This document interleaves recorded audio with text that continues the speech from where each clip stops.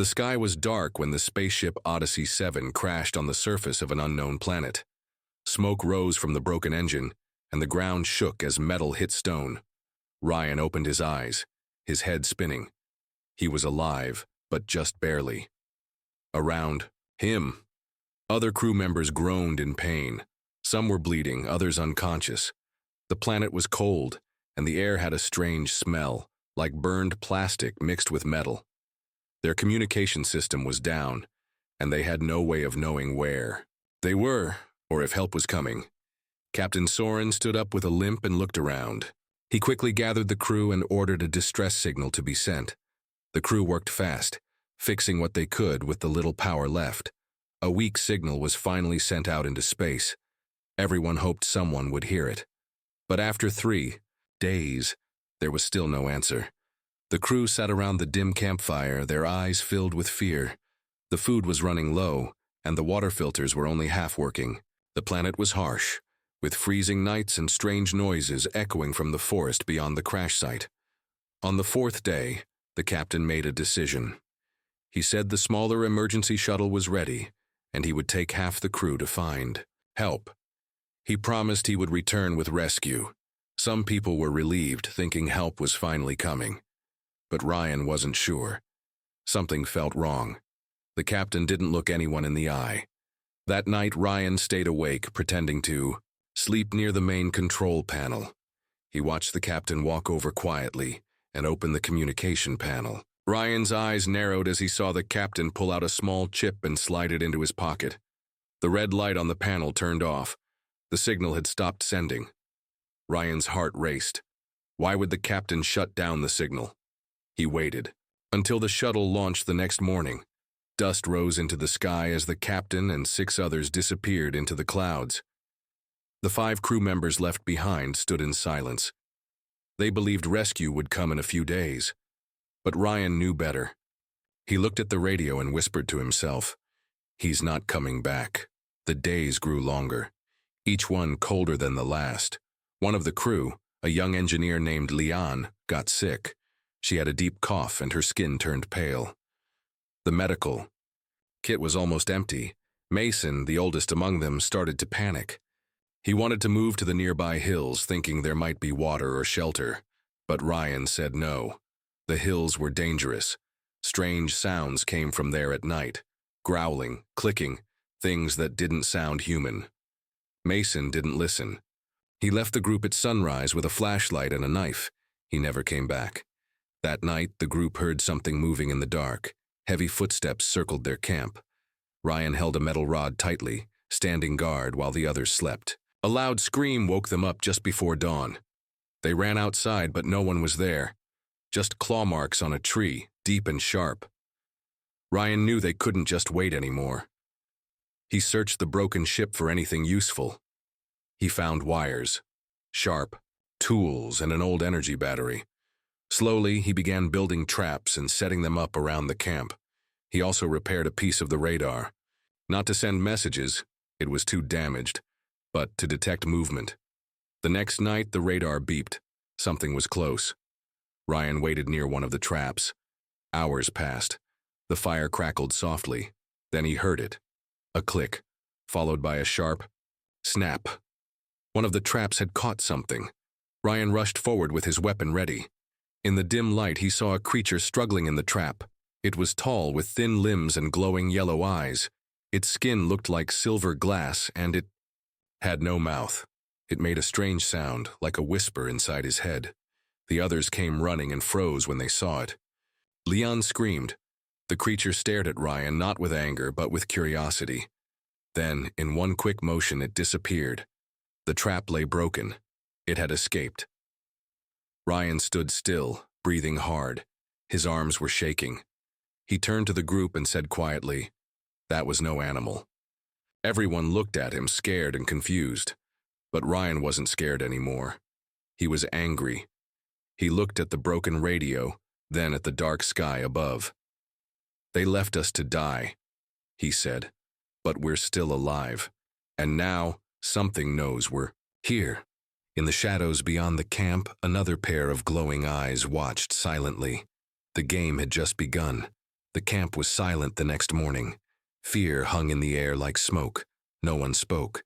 The image of the strange creature from the night before was still fresh in their minds. Leon sat near the fire, coughing harder now. Her face was pale and her hands shook. Ryan tried to help her drink some water, but even the water filters were failing. The once working equipment was now nothing more than broken parts and old wires. The planet's cold wind blew across the camp, and strange sounds still echoed from the forest. Ryan couldn't stop thinking about the creature. It had escaped easily, breaking the trap like it was made of paper, but it didn't attack them. It just watched. That scared him more than anything. He started checking the perimeter. His traps were still there, but they wouldn't hold if more creatures came. He needed to do more. He asked the others to help him build a wall using broken pieces from the well ship. At first, they refused. They were too scared, too tired, but Ryan didn't stop. He worked alone until finally, one by one, they joined him. They stacked metal sheets, pipes, and wires into a rough barrier. It wasn't much, but it gave them a small feeling of safety. That night, Ryan didn't sleep. He sat by the fire, holding a sharp metal rod. The wind howled. The radar stayed silent. But around midnight, he heard something. A soft clicking sound like someone tapping on glass. He turned slowly and saw two small yellow lights just beyond the wall. Eyes. He stood up, quietly waking the others. Everyone huddled close, scared to make a sound. The clicking grew louder. Then suddenly, silence.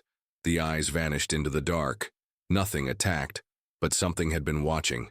Again. In the morning they found footprints, three-toed, deep, and wide. Ryan followed them to the edge of the forest. There he saw something that made his heart stop. Another human boot print. Mason's. But it was old. And nearby, something else. Deep scratches on the rocks and strange blue markings on the ground. Ryan touched one of the marks, and the powder stuck to his fingers. It gave a small spark. He returned to camp quickly. "We're not alone," he said.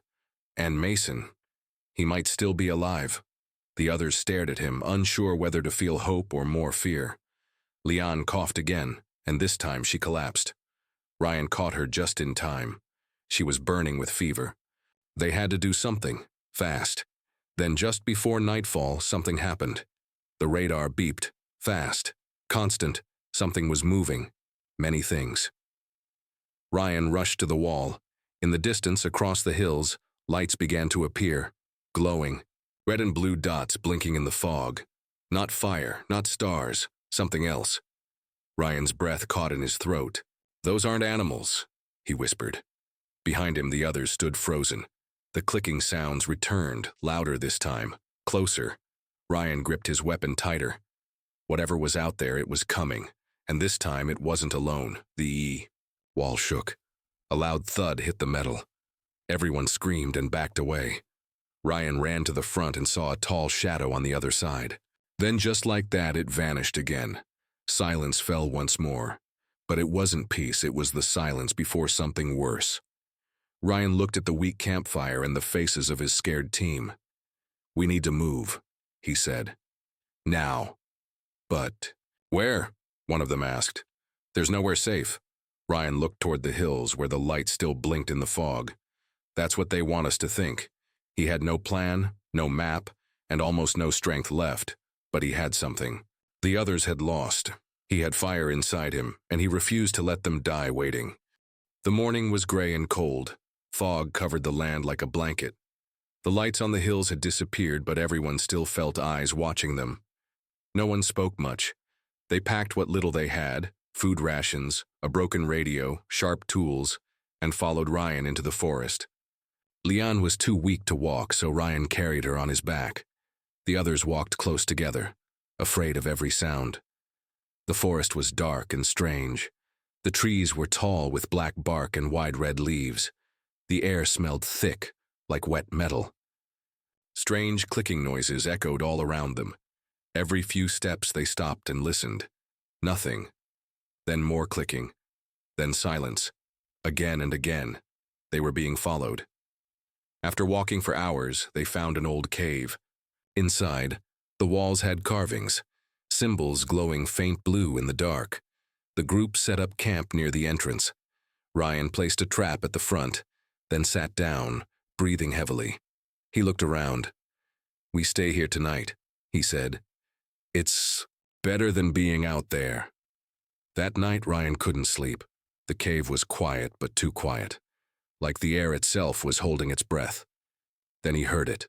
Footsteps, not from the entrance, but from inside the cave. He jumped up and grabbed his weapon. "Wake up!" he whispered loudly. Everyone got up fast, scared and confused. The footsteps got louder. Ryan held up a small light, shaking. Then, from the darkness, a figure appeared. It was Mason. His clothes were torn and his face was dirty, but his eyes, something was wrong. They glowed slightly blue. He smiled slowly. "Ryan," he said, "you found it too." The others rushed to him, but Ryan stepped back. "What happened to you?" Mason laughed softly. "I saw the truth. They showed me." "Who?" Ryan asked, his voice sharp. Mason didn't answer. Instead, he stepped aside. Behind him, 3 tall, thin figures walked into the cave, the same kind Ryan had seen in the trap, but these were bigger, smarter. They didn't make a sound. Their eyes glowed yellow and their bodies shimmered like silver glass. One of them raised a hand and pointed at Ryan. Ryan raised his weapon, ready to fight, but Mason stepped in the way. "They don't want to hurt us," Mason said. "They want to talk." Ryan narrowed his eyes. "Then why were they hunting us?" "They weren't," Mason said calmly. "They were testing us." Ryan didn't trust him. He could see something had changed in Mason. He didn't look afraid. He looked loyal, like he belonged to them now. The creature stepped forward and reached out toward Ryan. Before it could touch him, Ryan swung his metal rod. The hit passed through the air, too fast. The creature disappeared like smoke. The others screamed. The aliens vanished into the shadows. Mason growled in pain and dropped to his knees, holding his head. "You shouldn't have done that," he said. "They were going to help." Ryan looked at him. "You're not the same anymore." The group moved to the back of the cave. Ryan placed new traps and guarded the entrance. Mason sat by himself, whispering to the shadows. That night, no one slept. In the morning, Ryan checked the symbols on the wall again. This time, he noticed something different. One of them looked like Earth, and near it, other symbols. One looked like a warship. Another looked like fire raining down. He ran his hand over the carvings. They weren't just art. They were a warning. "These creatures, they know Earth," he said to himself. "They've seen us before." Back at the campfire, Leanne was coughing harder. She looked worse. Ryan's hands shook as he gave her the last of the clean water. They couldn't stay here long. Mason stood and walked toward them slowly. "They say we must choose," he said. "Join. The may or be erased." Ryan stood up. "I've already made my choice." Mason's eyes narrowed. "Then you'll die like the others." Suddenly, the cave shook. Rocks fell from the ceiling. A deep roar filled the air. The alien lights had returned, this time inside the forest, getting closer fast. Ryan turned to the others. "We run. Now." No one argued. As they escaped the cave, Ryan looked back one last time. Mason was standing alone at the entrance, staring at the sky. He didn't follow them. Something terrible was coming. And it wasn't just the creatures. It was a secret, one that Mason now knew, one that could destroy Earth. They ran through the forest, their breaths short and fast. The ground shook beneath their feet as strange sounds filled the air, deep, growls clicking, and a loud hum that seemed to come from everywhere. Leon was barely awake in Ryan's arms, her fever worse now. The others were silent, scared, and tired. No one asked questions anymore. They just followed Ryan. He was the only one who seemed to have hope left. The group found a rocky path leading upward. It was narrow and steep, but it gave them a view of the land below. Ryan stopped to catch his breath and looked back. In the distance near the cave, he saw glowing shapes moving through the trees. Not just a few, dozens. The creatures were spreading, moving fast, searching. and now they knew the humans were running. As they climbed higher, they found something strange, an old metal structure hidden in the rocks. It looked like a watchtower, broken and forgotten. Vines had grown over it and parts were missing, but it still stood tall. Ryan pushed the door open with effort. Inside it was cold and dark.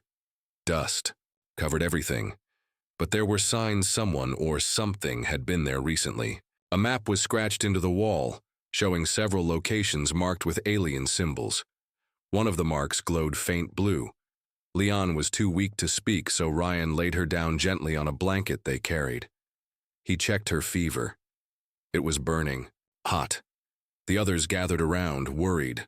One of them, a quiet man named Bren, asked, "What now?" Ryan looked at the glowing mark on the map. "We go there. Maybe it's a power source, maybe a ship. Whatever it is, the aliens marked it, and that means it matters." "But it could be a trap," someone said. Ryan nodded. "It probably is, but staying here is worse." Suddenly, the tower's radar began to beep, fast, louder than before. Everyone jumped. Ryan rushed to the screen. Something big was moving, closer than ever. They didn't have time to rest. The aliens had found them again. Before leaving, Ryan took something from a metal locker in the corner, a flare gun. It only had one shot, but it might buy them time. They left the tower and moved toward the glowing mark on the map, deeper into the rocky hills. As they walked, the land began to change. The trees disappeared and the rocks glowed faintly under their feet. Strange blue plants grew between cracks, and the air felt electric, like a storm was coming. In the distance they saw it, an alien structure, tall and round, made of black glass and glowing lines. It pulsed like a heart. They crept closer and hid behind a rock. The place was guarded. Several tall creatures walked slowly in circles, watching the entrance. One of them stopped suddenly and turned its head toward the rocks. Ryan pulled everyone down and held his breath. The creature stared for a long time, then walked away. Ryan looked at the group. "We need to get inside. If there's any chance of finding power or help or anything, we'll find it there." "But how?" Bren whispered. Ryan pulled out the flare gun. "A distraction." He gave instructions quickly. When the flare went up, the others would run for the entrance while he drew the guards away. No one liked the plan, but they agreed.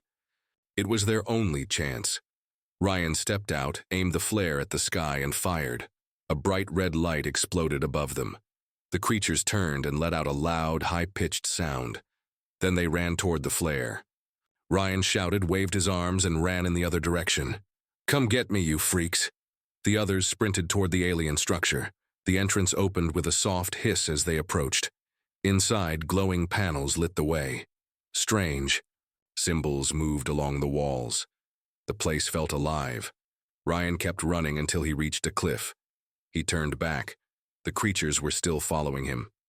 He looked down the cliff. It was steep. He had no choice. He jumped. He hit the ground hard, rolled and lay still. Pain shot through his leg. He looked up, no sign of the creatures. He had lost them.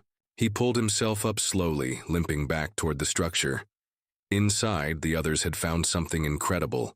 A glowing crystal, floating above a platform. It pulsed with energy. Bren touched it gently, and suddenly, a voice filled the room. Not in alien language, but in English. "Human detected, final defense protocol initiated." Everyone froze. Ryan arrived at the door, out of breath and bleeding. What did you do?" he asked. The lights turned red. The crystal glowed brighter. Then the voice spoke again. "Warning, Earth is in danger, transmission begins." Ryan's eyes widened. "Earth?" he whispered. Leon opened her eyes weakly. "They were never just hunting us," she said. "They were preparing for something bigger." Far above them, in the sky, something huge moved behind the clouds, something heading toward Earth. And now, time was running out. The crystal floated in the center of the room, glowing brighter with every second. The red lights around the walls blinked fast. Everyone stared, frozen in fear and confusion. Then, the voice spoke again. Louder this time. Transmission active. Earth will receive warning in 60 minutes. Ryan looked at the others. This place, it's not just alien, it's a message hub, a warning system. Bren stepped back. But why warn Earth? These creatures are trying to kill us. Ryan shook his head. No, not all of them. Some of them may be just the ones who built this. They wanted us to know what's coming. Suddenly, a loud explosion shook the building. Dust fell from the ceiling. One of the walls cracked open. Ryan grabbed his weapon. They found us. Outside, the tall glass creatures were surrounding the building, but this time, they weren't alone. Behind them stood something massive. A machine. It walked like a beast with legs like steel pillars and eyes that burned red. It let out a roar that echoed through the hills. Ryan turned to the group. We hold them off. This message has to go through. Earth has to know. Bren nodded and handed out weapons from a nearby wall. Alien tech, still active. The guns were cold and light, glowing softly in their hands. Leon, though weak, sat near the crystal. I can monitor the countdown, she said in a tired voice. You protect. The signal. Ryan looked at her, proud and worried at the same time. Stay alive, he whispered. Then the battle began. The glass walls shattered as the creatures stormed in. Ryan and Bren opened fire. The alien guns shot out beams of blue light, slicing through the air. The creatures moved fast, but Ryan was faster. He jumped, ducked, and fought like a soldier who had lost everything and had nothing left to fear. Outside, the machine beast roared again and smashed part of the structure. The building shook. Leon screamed as a beam nearly crushed her. Ryan rushed to shield her, taking the hit on his arm. He cried out in pain but stayed standing. I'm okay, she shouted. The transmission is still going.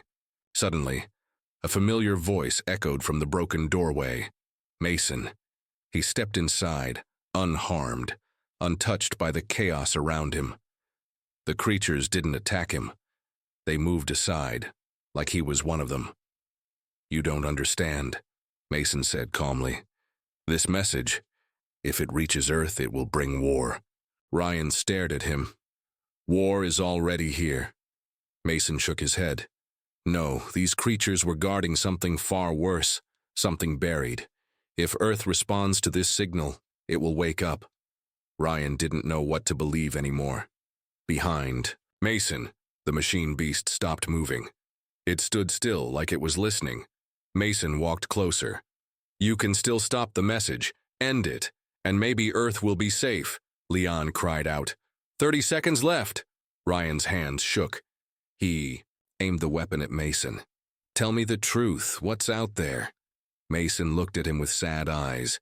A weapon, made by another race. Older than these creatures, it sleeps underground, and if Earth responds to this signal, it wakes. Silence filled the room. Only the countdown remained. 20 seconds. Ryan looked at the others. Everyone was bleeding, tired, scared. Leon was pale, her hands shaking. But her eyes were strong. We can't let fear stop us, she whispered. Ryan stepped back, lowering the weapon. Mason's face changed. You fool! 5 seconds. Ryan turned to the crystal. 3. He grabbed Leon's hand. 2. The crystal glowed bright white. 1.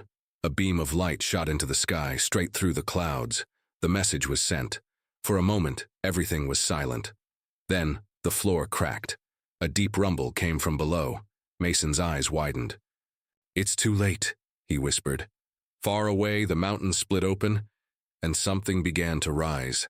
Something that hadn't moved in thousands of years. Earth had been warned, but something else had also awakened. And now, the real fight was about to begin. Smoke rose from the broken mountains, the earth shook beneath their feet. In the distance, something massive climbed from the ground. Slow, heavy, ancient. It looked like a giant metal creature, shaped like a dragon, but built with black stone and glowing red veins. Its eyes opened slowly, and the sky turned dark around. Inside the alien structure, Ryan stood frozen, watching it rise. His heart pounded. What is that? He whispered. Mason didn't answer. He was already running, away from the structure, away from the mountain. He knew what was coming. Leon sat beside the crystal, her breathing weak. The message had been sent, but the price was just beginning to show. Bren helped her up. "We need to move. That thing, it's coming here." Ryan nodded. "We head for the crash zone. Maybe we can reach our old ship. Maybe. Just maybe we can survive." But they didn't get far. The alien dragon, if it was even a dragon, let out a roar that made the clouds shake. Then with one flap of its enormous wings, it flew into the air and landed just a mile from them, blocking the path forward. Dust and rocks exploded from the ground. The force threw them off their feet. Ryan got up slowly, bleeding again. The others groaned. "We can't fight that," Bren said. "We'll die." Ryan looked around. "Maybe, but Earth needs more than a message. It needs time.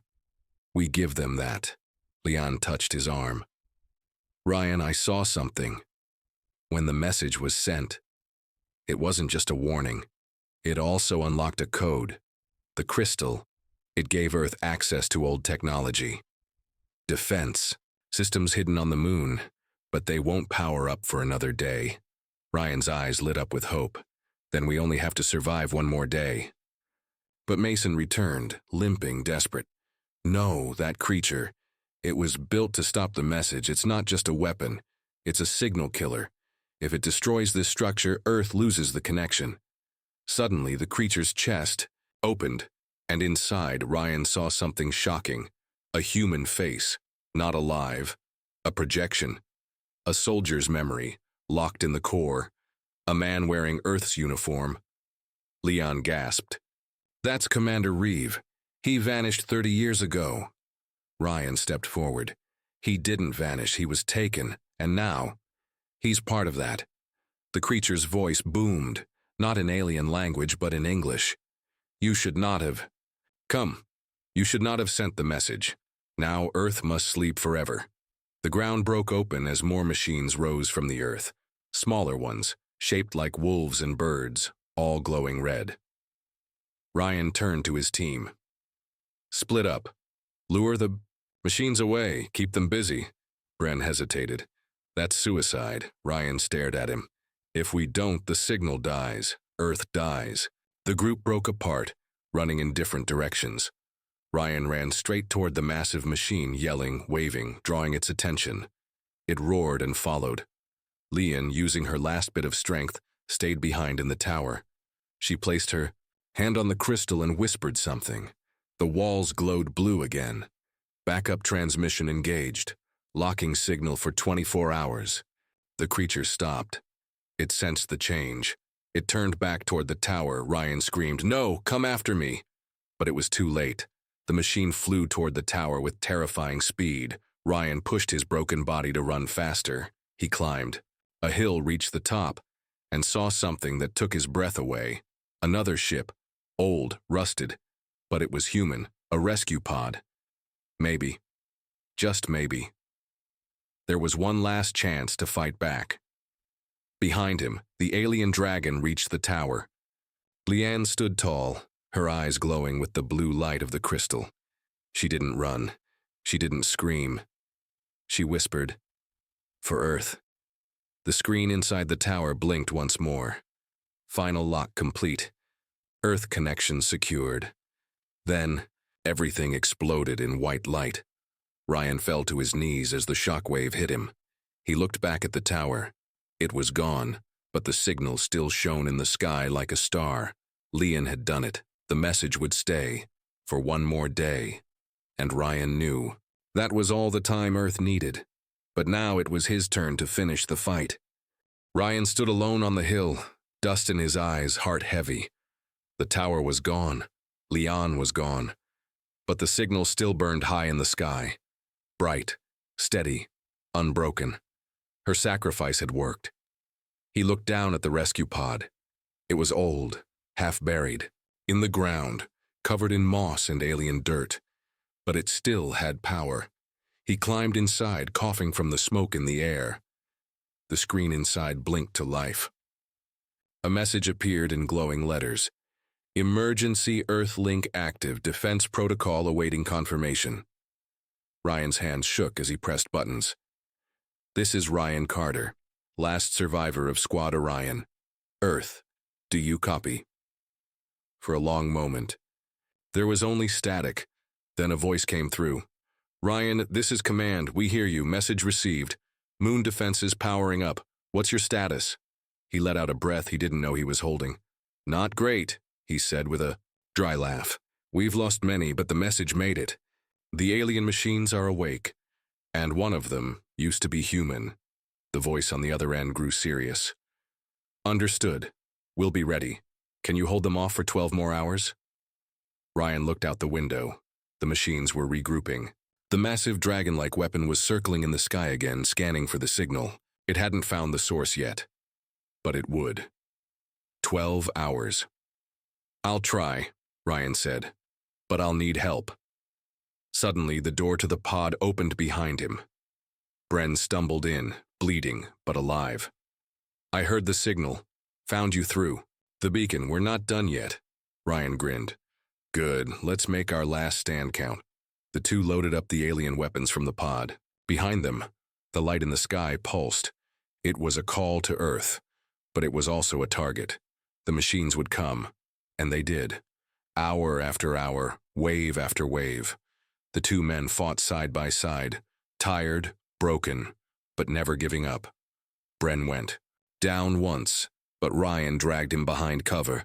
They kept shooting, kept moving, refusing to fall. As dawn broke, the sky turned gold. Then, for the first time in days, a new light appeared. It wasn't from the alien world. It was from space. Dozens of glowing trails streaked across the sky.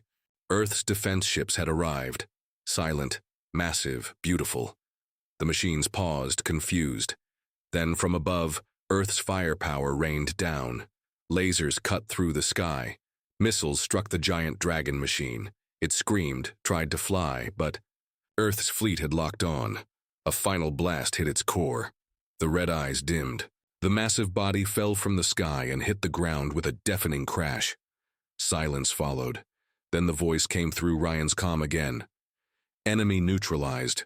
Earth is safe. Stand by for evac. Ryan dropped to his knees. He was shaking. Tears fell from his eyes. Not just for the relief, but for Leon, for the team, for everything they had lost. As the rescue ship landed beside him, Bren limped up and smiled. We did it, he said. Ryan looked at the sky. No, he replied softly. She did it. Later, when Earth told the story, they called Leon a hero. They called Ryan the soldier who never gave up. But Ryan always said the same thing. We weren't the strongest. We weren't the smartest, but we were human, and humans don't walk. The galaxy would never forget that, not again. Not after what one human did, when everyone else had left them to die.